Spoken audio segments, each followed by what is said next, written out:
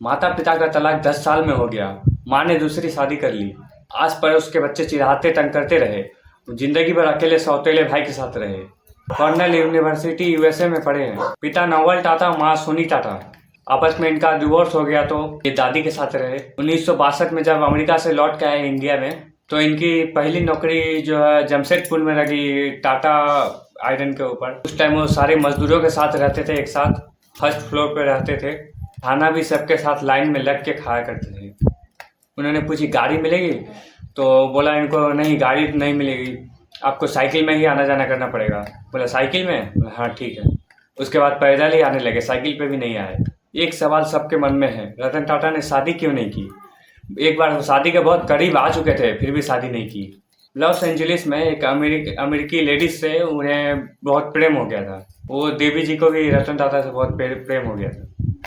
इन दोनों का प्रेम इतना हो चुका था कि अभी इन दोनों ने डिसाइड किया कि अब शादी करें। इतने में उनका दादी का फोन आ गया कि मैं बीमार हूँ, मुझे जल्दी से मिलने आ जाओ। बेटा को जाना पड़ा क्योंकि पूरी ज़िंदगी वो जो है दादी के साथ ही बिताई थी। रतन टाटा ने बोला कि चलो अब इंडिया में जाके शादी करेंगे। लेडी के घर में उसके मम्मी पापा जो थे वो मना कर दिए। बोले कि अभी इंडिया में इंडो चाइना का वार चल रहा है, अभी जाना ठीक नहीं है। टाटा वहाँ से जाके वेट कर रहे थे कि अब वो लेडी आने वाली है, पर वहाँ पे वो लेडी का जो है उसका माता पिता ने किसी और से शादी करवा दिया। रतन टाटा को सुन के बहुत धक्का लगा क्योंकि वो वचन दे के आए थे। इसीलिए रतन टाटा उसके याद में कभी जिंदगी में शादी नहीं की। एक बार ये नासिक की तरफ जा रहे थे मुंबई से। कई सीनियर ऑफिसर से गाड़ी में जा रहे थे। रास्ते में इनका गाड़ी का टायर पंक्चर हो गया। पंक्चर हुआ तो गाड़ी रुक गया, सब उतरा और सब इधर उधर टहलने लगा। कोई चाय पी रहा है, कोई सुट्टा मार रहा है, सब इधर उधर घूम रहे थे। तभी देखा कि रतन टाटा कहीं नजर नहीं आ रहा है। कहाँ गए रतन टाटा, कहाँ गए रतन टाटा, सब खोजने लगे। लोगों ने देखा कि रतन टाटा जो है शर्ट का फोल्ड करके ऐसे ऐसे और टाई को जो है पीछे फेंक के अपना हाथ में एक टोल किट लेके और दूसरे टायर का प्रेशर चेक कर रहे हैं, ड्राइवर के साथ मिलके पंक्चर बनवा रहे हैं। तभी उन लोगों ने आके बोला कि अरे आप रतन टाटा हैं, आप क्यों पंक्चर बना रहे हैं? तो उसका काम है पंक्चर बनाना। पहले 15 मिनट में पंक्चर बनाता है, तो मेरी मदद से वो 7.5 मिनट में पंक्चर बनाएगा। उसके लिए 7.5 मिनट पहले मैं वहाँ मीटिंग पे पहुँच पाऊंगा, 7.5 मिनट मुझे एक्स्ट्रा मिलेगा। Loss of time is loss of money. अपने से नीचे स्तर में जाके कभी आपने काम किया है? कब आपने आखिरी बार अपने से नीचे जाके काम किया है, याद करिए। रतन टाटा हर समय एक बात सिखाते रहे, ये पोजिशनल पावर नहीं, एक्शन पावर है। मुंबई का 26/11 का ताज अटैक, वो अटैक में सारी दुनिया जानती कि उन्होंने सबकी मदद करी।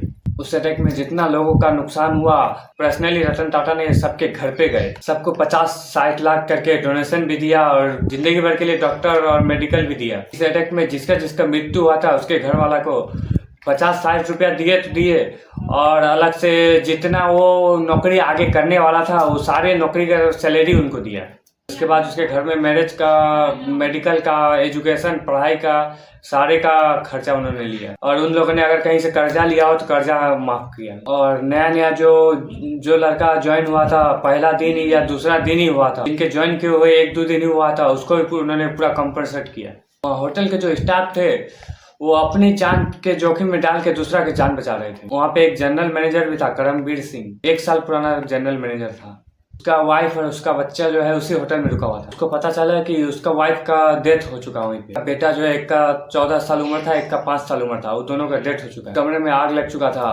वो सुनने के बाद भी मैनेजर रुका नहीं, वो सबको मदद करता रहा, सबको वहाँ से निकालता रहा। उनके अलावा जो यंग ट्रेनर थे उन्होंने भी सबको निकालने में उसमें सबको मदद की। खुद सारे स्टाफ वहीं पे रुक के और सारे कस्टमर को बाहर निकालने में लगे रहे। फोन ऑपरेटर लगातार फोन करके ये बताता रहा कि अब निकलो, अब रुको, अब निकलो, अब रुको। वोमेन स्टाफ जो थे वहाँ पे वो अपना हाथ पे हाथ रख के शील्ड बना के जो सबको एक एक करके निकालने में लगी हुई थी। पहले तो आदमी अपने को बचाता है, बाद में दूसरे को बचाता है, पर इनके स्टाफ जो थे खुद को मुसीबत में डाल के दूसरे को बचाने में लगे हुए थे। फाइनली जब रतन टाटा से इनका इंटरव्यू हुआ, ये क्या चक्कर है कि आपका होटल का आदमी जो है अपना ज़िंदगी दांव पे लगा देता है दूसरे को बचाने में? तो रतन टाटा ने बोला ये बात की बात नहीं है, ये हायरिंग से पहले की बात है। उसकी कैटेगरी को हम इंटरव्यू के दौरान देख लेते हैं। Interview is the key. हम अपने कंपनी में ऐसे लोगों को लेते हैं जो ईमानदार हो, हम काम करना तो सिखा देंगे। तो आज का वीडियो यहीं पे समाप्त करते हैं। और मेरे चैनल को अगर सब्सक्राइब नहीं किया तो सब्सक्राइब कर देना और कमेंट करना, क्योंकि मैं नया वीडियो लेके आता रहता हूँ। नमस्कार।